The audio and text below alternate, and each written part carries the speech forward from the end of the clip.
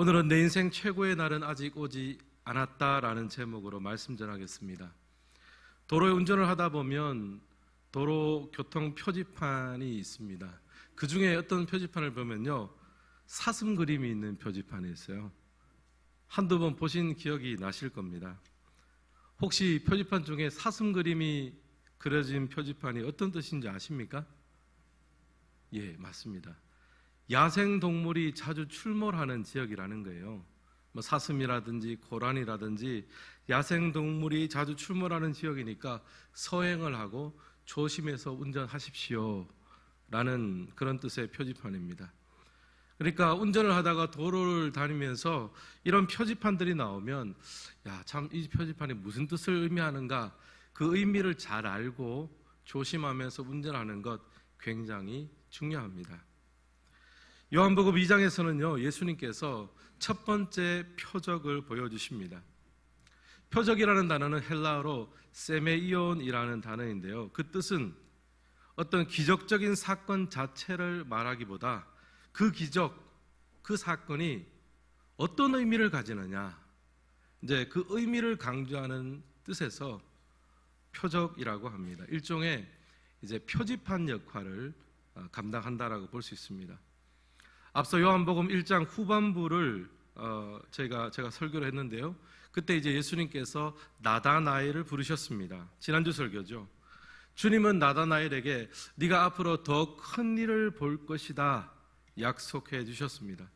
근데 더 큰 일이 무엇이었습니까? 그 바로 다음 이어서 나오는 말씀에 보니까 하나님의 사자들이 인자 위를 오르락 내리락 하는 것을 보게 될 것이다 라는 말씀이 나옵니다. 즉 인자 대신 예수님께서 하늘과 땅을 잇는 사닥다리가 되셔서 그 예수님을 통해서 하늘에 있는 영생과 구원과 능력을 이 땅으로 연결하고 공급하는 통로가 될 것이다 라는 뜻이죠. 이 말씀은 1차적으로 십자가상에서 성취가 되었습니다. 그리고 그 예수님을 믿는 성도의 삶에서 계속해서 이어지고 있는 표적이며 축복입니다. 그게 바로 나다나엘로 대표되는 제자들이 보게 될 더 큰 일이고요, 더 큰 일의 첫 번째 예시로 요한복음은 2장에서 가나 혼인잔치를 소개하고 있습니다. 요한복음 2장의 배경은요, 갈릴리 가나 지방의 한 마을에서 열리는 혼인잔치를 배경으로 합니다. 그 잔치에 이제 포도주가 떨어지게 됐습니다. 예수님은 위기에 처한 그 포도주 그 잔치를 계속해서 이어가기를 원하셨습니다. 그래서 물로 포도주를 만들어 주셨습니다. 저는 이제 이 말씀을 좀 묵상을 하면서 예수님께서 메시아로서 첫 번째 보여주는 표적인데 조금 더 거창하고 조금 더 대단한 표적을 일으키시면, 기적을 일으키시면 어땠을까 하는 생각을 합니다. 그렇지만 주님은 굉장히 소박한 기적을 주셨습니다. 그저 한 가정의 잔치가 중단될 위기를 보시고 그냥 지나치지 않으셨습니다. 물로 포도주를 만들어 주심으로 잔치가 이어지고 계속될 수 있도록 만들어 주셨습니다. 사랑하는 성도 여러분, 하나님이 우리에 허락하신 기적은요, 작은 곳에서부터 출발합니다. 예수님은 하나님의 아들로서 자기의 힘을 과시하거나 과장하지 않습니다. 그것 때문에 기적을 일으키지 않으세요. 기쁨이 사라져가는 한 가정을 돌보시고 불쌍히 여기고 회복시켜 주시기 위해서 그 가운데 있는 결핍과 아쉬움을 채워주셨습니다. 이처럼 주님이 주시는 기적은 작은 것에서부터 출발을 합니다. 저는 이 말씀을 준비하면서 소망을 가져봅니다. 가나 혼인잔치집이 주님의 표적이 나타나는 곳이 될 수 있다면 오늘 우리의 평범한 일상도 하나님이 함께 하심으로 마마 주의 영광을 볼 수 있는 표적의 자리가 될 수 있을 줄을 믿습니다. 주님께서 우리의 결핍과 부족과 연약함을 아시고 살피시고 채우시고 입히시는 하나님의 은혜를 오늘 우리의 평범한 삶 속에서, 우리의 작은 삶 속에서도 경험할 수가 있다는 말입니다. 그리고 예수님의 이 첫 번째 이적이 잔치라는 배경을 가지고 전개되는 것도 꽤나 잘 어울린다는 생각이 듭니다. 왜냐하면 우리의 삶은요, 하나님의 통치와 하나님의 다스림을 통한 잔치와 같은 삶을 살기 원하기 때문입니다. 저는 목사로서 우리 교회 성도님들이 더욱 건강하고 하시는 일마다 잘 풀려지기를 간절히 소원합니다. 또 여러분의 가정도 마찬가지입니다. 자녀들도 사랑과 신뢰 가운데 자라고 하는 일마다 하나님의 선한 인도하심을 받기를 소망합니다. 또 우리 교회도 마찬가지입니다. 예배마다 감격이 넘치고 치유와 회복이 일어나고 다음 세대가 부흥하는 영적인 잔치집이 되기를 간절히 소원합니다. 근데 이제 문제가 하나 있죠. 뭐냐 하면은 이 잔치가 중단될 위기가 발생한다는 거예요. 3절 말씀 우리 같이 한번 읽겠습니다. 포도주가 떨어진지라 예수의 어머니가 이르되 저들에게 포도주가 없다 하니. 아멘. 여기 보시면 포도주가 떨어진지라. 당시에 이제 팔레스틴의 혼인 잔치에서는요, 포도주가 주된 음료입니다. 포도주가 없으면 잔치가 지속될 수가 없습니다. 포도주가 떨어지면 파장이 되는 거예요. 그러면 혼주들은 손님들을 제대로 대접하지 못했다는 불명예를 뒤집어 쓰게 됩니다. 우리 전라도로 치면 상갓집에 홍어가 없는 거하고 비슷합니다. 근데 그거하고는 비교할 수 없는, 이제 이 잔치집에 포도주가 없다는 것은 아예 그냥 이제 문 닫아야 될 그런 상황이에요. 그런데 오늘 성경을 보면요, 그 파장될 잔치집을 구해주시는 분이 나타납니다. 바로 우리의 예수님이십니다. 포도주가 떨어진 곳에서 물로 포도주를 만들어 주십니다. 그래서 잔치가 파장으로 끝나지 않도록 도와주십니다. 그리고 그 과정에서요, 예수님을 돕는 조연들도 등장을 합니다. 예수님의 어머니 마리아, 또 하인들, 그리고 이 모든 과정을 지켜보는 제자들도 있습니다. 오늘 예배드리시는 모든 성도님들 가운데 우리와 함께 하시는 예수님으로 인해 우리 인생의 잔치가 끝나지 않고 더욱 풍성해지는 은혜를 누리시기를 주님의 이름으로 축원합니다. 이런 맥락에서 오늘 말씀을 보면서 예수님의 첫 표적에 등장한 인물들의 역할을 세 가지로 한번 정리해 보았습니다. 첫 번째는 마리아의 역할입니다. 무슨 말씀을 하시든지 그대로 하라. 우리 1번 같이 한번 읽겠습니다. 마리아, 무슨 말씀을 하시든지 그대로 하라. 예수님께서 행하신 첫 표적에서 마리아의 역할은 뭐냐 하면은 선장의 역할 같은 거예요. 배가 항해를 하다가 길을 잃어버리면 선장이 나서서 이리로 가십시오, 저리로 가십시오, 인도를 하잖아요. 그것처럼 예수님을 가리키면서 그분이 무슨 말씀을 하시든지 그대로 하라, 이정표의 역할을 감당을 합니다. 5절 말씀 우리 다시 한번 같이 읽어볼까요? 5절 말씀 시작. 그의 어머니가 하인들에게 이르되 너희에게 무슨 말씀을 하시든지 그대로 하라 하니라. 아멘. 예수님의 어머니 마리아는 아마 이 혼주와 친척 관계에 있었던 것 같아요. 그래서 잔치에서 발생한 곤란한 문제, 공식적으로 알려지면 잔치가 중지될 수밖에 없는, 그래서 연회장한테 알리면 이제 이게 없으니까 이제 잔치를 그만합시다, 이렇게 될 수밖에 없는 굉장히 민감하고 조심스러운 것을 예수님의 어머니 마리아와 나누었습니다. 아마 그만큼 친밀한 관계, 인척의 관계였던 것 같습니다. 그런데 이 안타까운 문제를 마리아가 알고 나서 그 사실을 예수님께 알려주었습니다. 저들에게 포도주가 없다. 근데 예수님은요, 이 말을 듣고 굉장히 모호한 말씀을 하세요. 4절 말씀입니다. 우리 같이 한번 읽겠습니다. 예수께서 이르시되 여자여 나와 무슨 상관이 있나이까? 내 때가 아직 이르지 아니하였나이다. 아멘.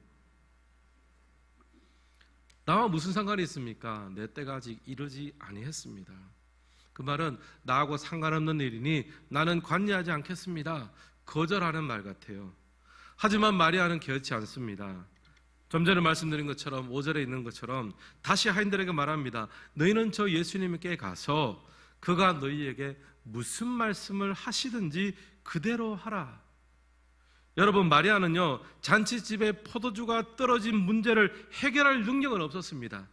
그러나 그 문제를 해결할 분이 누구인지는 알고 있었어요. 그래서 다른 사람을 찾지 않습니다. 예수님을 가리키면서 하인들에게 말합니다. 그가 무슨 말씀을 하시든지 그대로 하라. 배 선장처럼 가야 할 곳을 정확하게 가르쳐 주었습니다. 사랑하는 성도 여러분, 우리 인생의 잔치가 멈추고 기쁨이 사라져갈 때 우리는 어디로 돌아가야 합니까?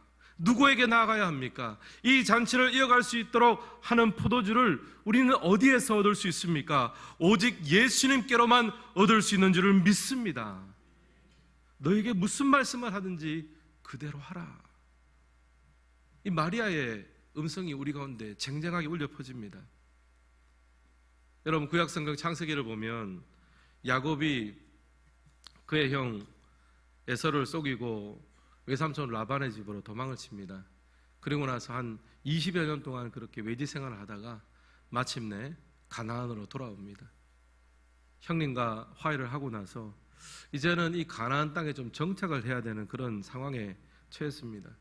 근데 이제 자기는 지금 보니까 다 외래이니까 외국인이고 다른 사람들은 이미 다 자리를 잡고 있어요. 그런 이제 굉장히 어려운 상황 속에서 한 가지 사건이 발생합니다. 야곱의 아들들이 세겜 족속을 몰살시켜 버립니다. 그래서 다른 그 근처에 있는 다른 민족들의 타겟이 되고 말았습니다.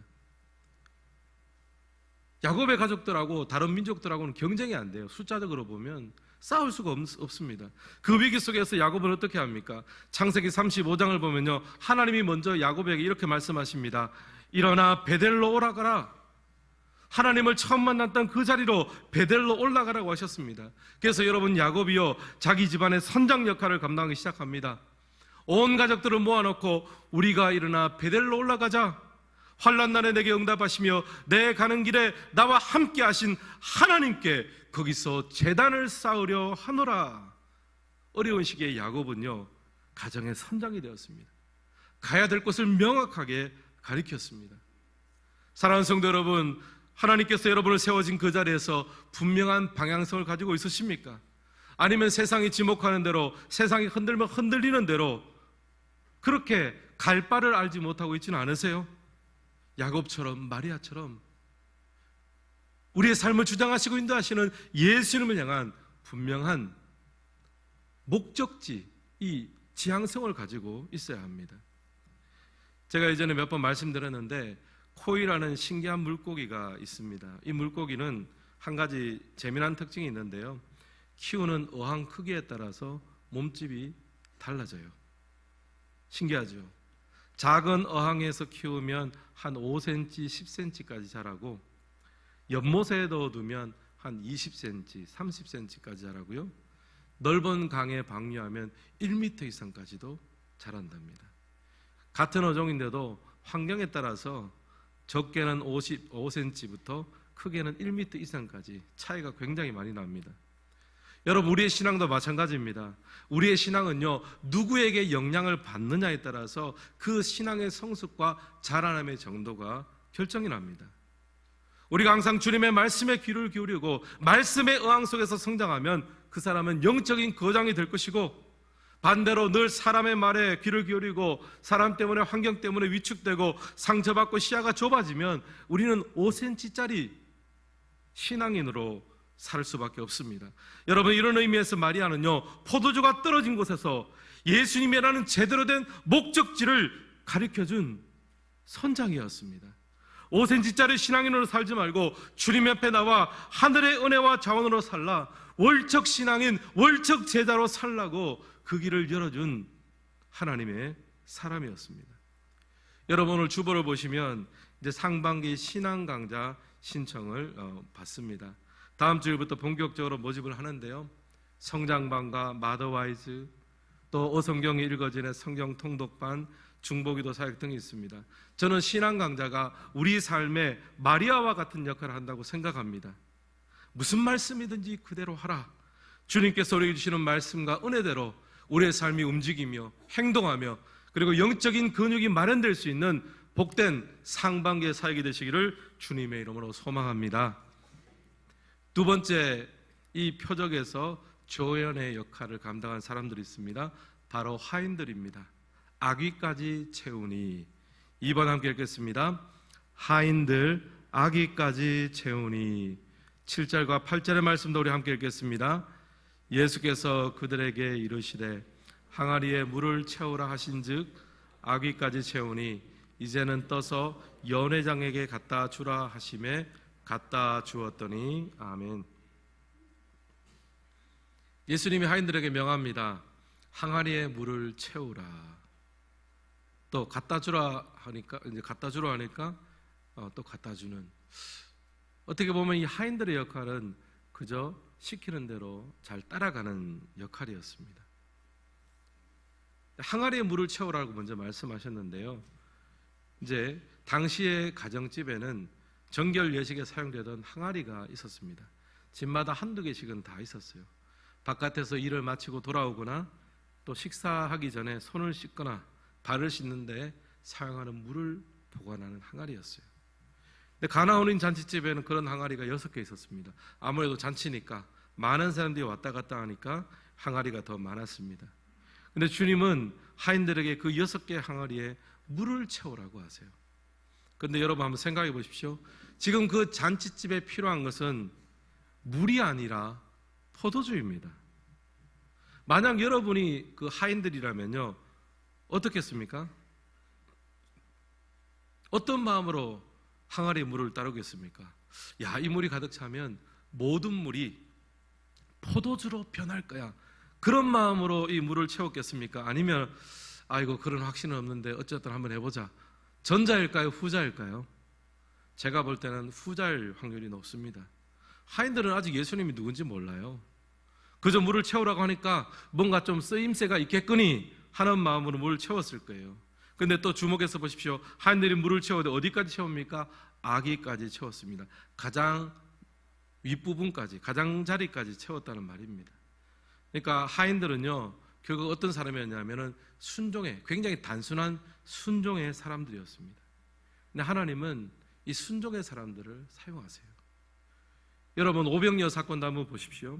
오병이어는 공관복음과 모든 복음서에 다 기록이 되어 있는데 특별히 요한복음 기자는 오병이어를 다음과 같이 묘사를 합니다. 요한복음 6장 9절 말씀 같이 한번 읽겠습니다. 여기 한 아이가 있어 보리떡 5개와 물고기 2마리를 가지고 있나이다. 그러나 그것이 이 많은 사람에게 얼마나 되겠사옵나이까? 아멘. 요한복음에서는 이 말을 한 사람을 기록합니다. 안드레입니다. 그 앞에 보면 또 빌립이 예수님께서 이 많은 사람을 먹이라 그러니까요. 빌립은 즉시 계산기를 꺼내서 딱 쳐보니까 이 많은 사람들을 먹이려면 이 정도 돈이 필요하고 이 정도 돈이 있다고 하더라도 그 음식을 사서 먹일 수는 없습니다. 그래서 미션은 불가합니다. 딱 결론을 내려요. 근데 안드레는 접근이 달라요.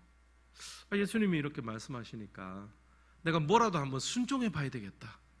그러면서 한 아이가 도시락을 가져온 것을 봤어요. 여기 보니까 오병이어가 있는데 이걸 어떻게 좀 하면 안 될까요? 굉장히 어린아이 같이 단순하면서 순종하는 마음이죠. 그런데 그 순종의 마음을 주님께서 사용하셨습니다. 사랑하는 성도 여러분, 우리 인생의 잔치가 끝나지 않기를 원하십니까? 먼저 순종의 사람이 되어야 합니다. 여러분, 하인들의 할 일은 항아리를 물로 채우는 일입니다. 근데 그 물을 포도주로 바꾸는 것은 하인들의 할 일이 아니죠. 물을 포도주로 바꾸는 것은 주님의 일입니다. 근데 우리는 자꾸 조급합니다. 지금 내 손에서 물이 포도주로 바뀌어야 된다고 생각합니다. 아니면 지금 당장 내 손에 5,000명을 먹일 수 있는 떡이 있어야 된다고 생각합니다. 여러분, 아닙니다. 우리는 기적의 사람이 아니라 순종의 사람이 되어야 할 줄 믿습니다. 우리가 순종의 사람이 될 때 우리는 동시에 기적의 사람이 될 수 있습니다. 절대 이 순서를 바꾸어서는 안 됩니다. 제가 종종 언급하죠. 1만 시간의 법칙이 있잖아요. 어느 분야든지 1만 시간을 들여서 연습을 하면 그 시간이 축적돼서 그 분야의 전문가가 된다고 합니다. 순종도 마찬가지죠. 순종도 축적되잖아요. 때로는 염려가 되고 걱정이 되지만 항아리에 아귀까지 한 번 부을 때마다, 두 번 부을 때마다 순종하는 마음으로 그렇게 순종의 축적이 이루어질 때 주님은 그 순종의 축적을 사용하셔서 놀라운 기적의 도구로 사용하실 줄을 믿습니다. 사랑하는 성도 여러분, 순종의 시간을 축적하고 계십니까? 모든 것을 따지고 분석해서 납득이 되면 순종하는 것, 그것은 순종이 아니라 계산입니다. 사실 여러분, 우리 신앙생활도 이런 모습들이 굉장히 많습니다. 사실 날마다 기적이나 놀라운 사건이 일어나질 않습니다. 그러나 오늘 주신 만큼, 오늘 깨달은 만큼의 순종을 할 수 있습니다. 그 작은 순종들을 모으고 축적해서 순종을 아기까지 채워나갈 때 우리의 삶에 물처럼 연약하고 존재감이 없고 아무것도 아닌 것처럼 보여지는 그런 영역이 어느새 순종의 축적을 통해서 포도주처럼 주님의 향내가 나고 믿음의 향기가 나고 정말 가치 있고 고귀한 것들로 만들어주실 줄을 믿습니다. 목회도 비슷한 것 같아요. 사실 목회도 비슷한 일의 연속입니다. 말씀을 연구하고 설교를 준비하고 기도하고 신방하고 교육하고 가끔 그런 생각이 들어요. 이런 일이 얼마나 효과가 있을까? 큰 항아리를 물로 채운다는 느낌을 가집니다. 정작 우리가 필요한 것은 포도주잖아요. 그러나 우리가 믿습니다. 물을 포도주로 바꾸는 것은 주님의 할 일이요, 제가 할 일은 그 물을 목회의 항아리 속에 담아내는 것입니다. 아구까지 채워내는 거예요. 순종은 저의 일이고 물을 포도주로 바꾸는 것은 주님의 일입니다. 사랑하는 성도 여러분, 여러분의 인생의 잔치가 끝나지 않기를 원합니다. 그러기 위해서 주님 주신 말씀에 작은 순종이라도 아구까지 채우며 온전한 순종을 이루시기를 주님의 이름으로 축복합니다. 옆 사람과 이렇게 인사하겠습니다. 아구까지 채웁시다.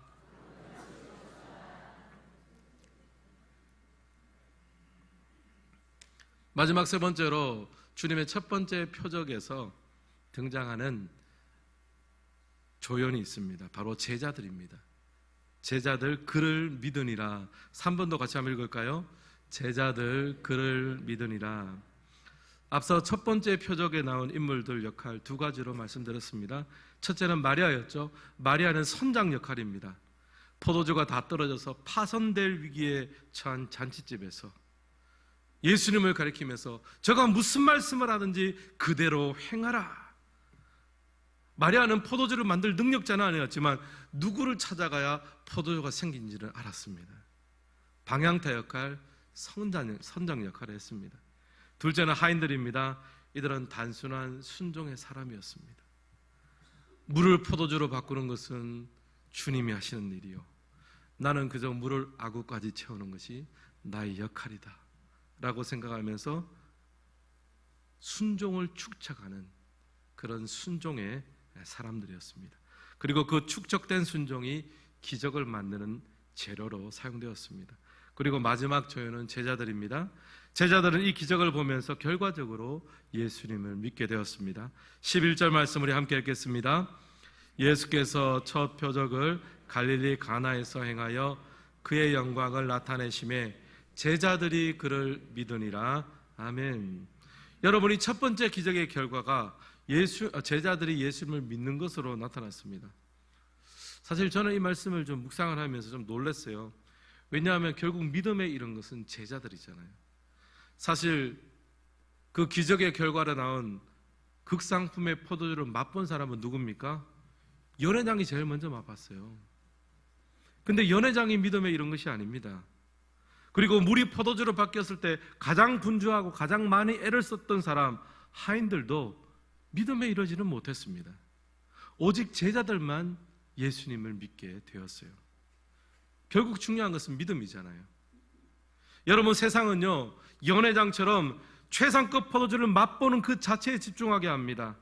돈도 많이 벌어야 되고 좋다는 곳에 여행도 다녀야 되고 최상급 인생을 누리고 맛보는데 거기에 우리의 온 신경을 집중하게 만듭니다. 그런데 또 세상은요 하인들처럼 당장 당면한 일을 처리하는 데 집중하게 해요. 하나님 이것도 해결해 주셔야 되고 일도 해결해 주셔야 되고요, 당장 당면하고 해결해야 될 바로 그 자체에 집중하게 만듭니다. 그런데 제자들은 예수님께 집중하는 거잖아요. 그 일이 있고 그 기적이 있지만 그 모든 것 속에서 주님이 하신 역할을 바라보며 주님께 집중하는 자들에게 바로 믿음이라는 선물이 생깁니다. 사랑하는 성도 여러분, 결국 중요한 것은 믿음의 눈입니다. 그것이 바로 예수님의 제자들의 능력이죠. 여러분, 우리가 믿음의 눈으로 보면요, 가나 혼인 잔치의 축복은 오늘 이 시간 우리의 삶에도 이어지고 있습니다. 전혀 변화되지 않을 것 같은 사람이 마음에 열리고, 기도하지 않던 사람이 기도하게 되고, 기적 중에 기적이잖아요. 세상 사람들이 보면 잠깐의 우연이고 행운처럼 보입니다. 하지만 믿음의 눈으로, 제자의 눈으로 보면요, 예수님께서 지금 그 인생을 바꾸어 가는 거예요. 물과 같은 인생을 포도주와 같은 존귀한 인생으로 바꾸어 가시는 하나님의 일하심을 목도하는 제자의 눈을 가지시기를 주님의 이름으로 축복합니다. 여러분, 지금 어떤 관점으로 보고 계십니까? 세상의 관점으로 보고 계십니까? 아니면 제자의 눈으로 주님의 일하심에 집중하고 계십니까? 예수님을 여러분의 삶에 초대하십시오. 그러면 여러분의 인생의 잔치가 끝나지 않고 계속 이어지게 될 줄을 믿습니다. 오늘 말씀을 마무리하겠습니다. 오늘 스토리의 결론은 연회장이 놀라는 장면으로 마무리하겠습니다. 최상품의 포도주를 맛본 연회장은 말합니다. 그대는 지금까지 좋은 포도주를 두었도다. 여러분, 세상은 먼저 좋은 것을 내고 나중에 나쁜 것을 냅니다. 시간이 지나면 지날수록 쇠해지고 약해지는 것이 인생의 법칙입니다. 그런데 하나님 나라는 나라입니다. 최상급은 마지막에 나옵니다. 시간이 가면 갈수록 더 새로워지고 더 풀어질 수 있습니다. 사랑하는 성도 여러분, 예수 믿는 자의 인생이 이와 같습니다. 우리는 주님을 믿고 주님을 알아갈수록 물과 같이 아무런 영향이 없는 인생을 정말 극상품의 포도주처럼 만들어주시는 주님의 동행의 은혜를 누리게 될 줄은 믿습니다. 그렇게 될 때 우리의 생각의 질이 바뀌어지고, 우리의 깊이가 깊어지고, 인격의 질이 바뀌어집니다.